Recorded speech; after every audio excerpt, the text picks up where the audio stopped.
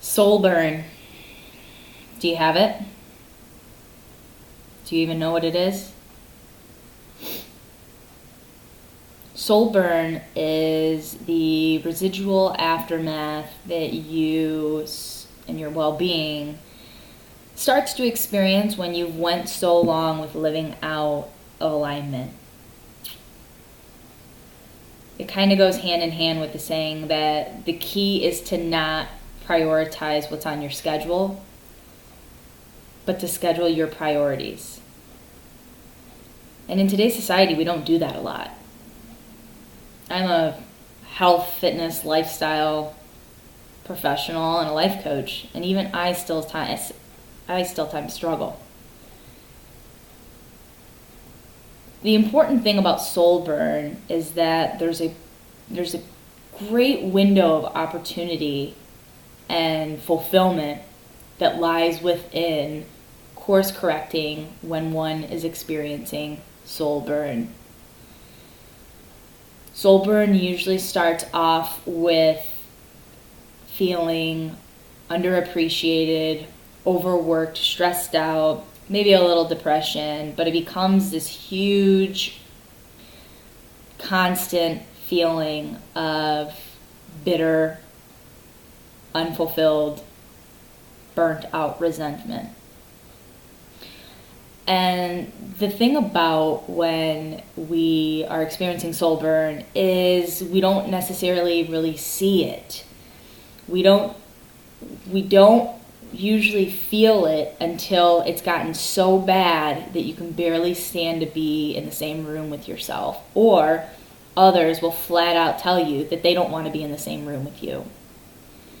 And so if you're a person who is really, really in a bad headspace, a bad heart space, a bad, emotional space, I really, really invite you to take a step back and find a way to create spaciousness in your day-to-day practice. One of the hardest things for me as a type A perfectionist, control freak, is to realize that I'm not going to get everything done in a day. In fact, I now only prioritize 4 to 5 things to do each day.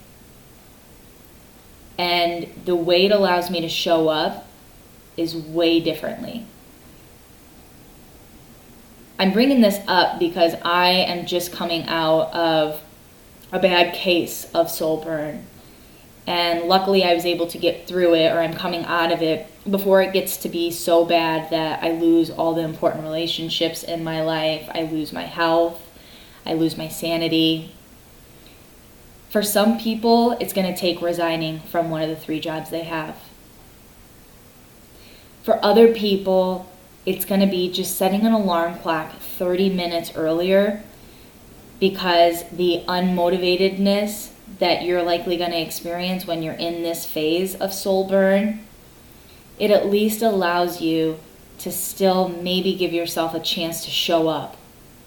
And so you will be unmotivated. You will feel tired. Your confidence is not going to be as high. Your interpersonal skills are going to be low. You're going to be very contracted. So, if you are experiencing Soulburn, how can you create spaciousness to not only show up for yourself, but be able to allow abundance in your world? For me, that's creating space. For you, it may be dialing it back, prioritizing less. It may be setting firm boundaries in the workspace and saying, no, this is when I'm going to be working today. This is when I'm leaving based on my schedule. These are the things I'm going to get done. Boundaries are the most important thing that we allow others to take advantage of, and then it results in nothing positive for our well-being. For other people, it may just be actually putting on their calendar a little bit more self-care or appreciation towards yourself or your loved ones. If you are not experiencing love, joy, or fulfillment, more during the day than not, I'd like to have a conversation with you. Because being in an energetic form, not even energetic, but a mental, emotional, or physical form from a space of Soulburn, you need to start scheduling your priorities. Don't prioritize your schedule, but schedule your priorities. Make them count. Life's too short. So, it's just a check-in video, folks. Where are you at? What are you doing? How can you create more space, love, joy, and abundance?